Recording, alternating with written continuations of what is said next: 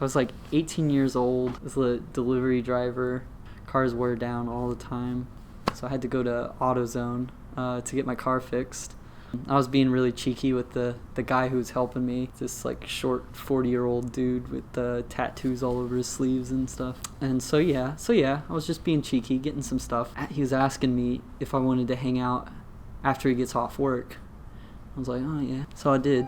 I got this Bowie knife that I use as a delivery driver. I didn't really need it. I was just 18 years old, you know. I was just like, oh, I need to wear this Bowie knife in case somebody attacks me or something. And, you know, and then when I get there, he sees the Bowie knife. He's like, oh, you know, he's like put back a bit. So, you know, we hang out for a bit, smoke and drink a little bit. And then he tells me he's like, he's an ex-convict. And he told me that him and his friend used to burglar houses. So I was like, okay, I should probably leave, you know, like I probably shouldn't stay around with the ex-convict guy. Just probably shouldn't have interacted with him again, but I did. I couldn't tell if he was like sexually attracted to me or not, but I got vibes, right? So then the second time I met this guy, have the Bowie knife again, he's put off by that. But then he starts talking about his ex-wife or whatever. He shows me like this scar that's like around his chest, and he tells me that his ex-wife had stabbed him with a kitchen knife. Now I kind of put together why he's a bit nervous around the Bowie knife. You know, I was like, what are we doing? You know, because I was kind of bored at this point. He was like trying to imply that I wanted to have sex when I didn't. You know, I was just fucking chilling out. But yeah, but then I asked him directly. I was like, are you attracted to me? And he said he was.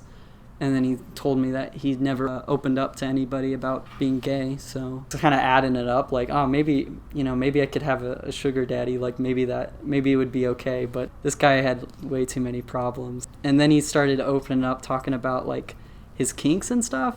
Immediately going fucking downhill pretty quickly.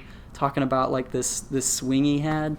So, you know, eventually got out of that situation. That's when the real creepy shit started happening. Every week or so, I would get flooded with text messages and then voicemails going on about how person he beat up who was talking shit about me or something, which I don't know who would be talking shit about me. Like, there's not much shit to talk about.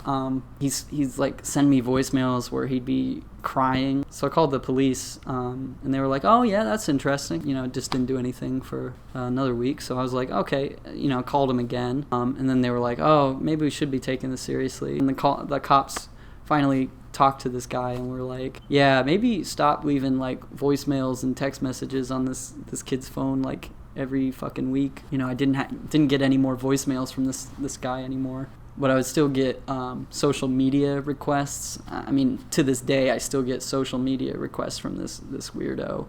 It was like a year after I had initially called the police and had him stop the voicemails, and I'd blocked his number. But something on my phone had glitched after like a year of like absolutely no contact with this guy. All of a sudden, I could see all of the blocked messages. A lot of like shit that was just like blatantly talking about like using my body and, you know, calling me like really weird, uncomfortable like cat names and stuff. So I had to call the cops again for like the fourth time. And the police officer was just like, yeah, we're going to go over there and talk to him. Luckily, I don't have to deal with that anymore. But yeah, it was just ridiculous. Like a year's worth of text messages that I had not seen.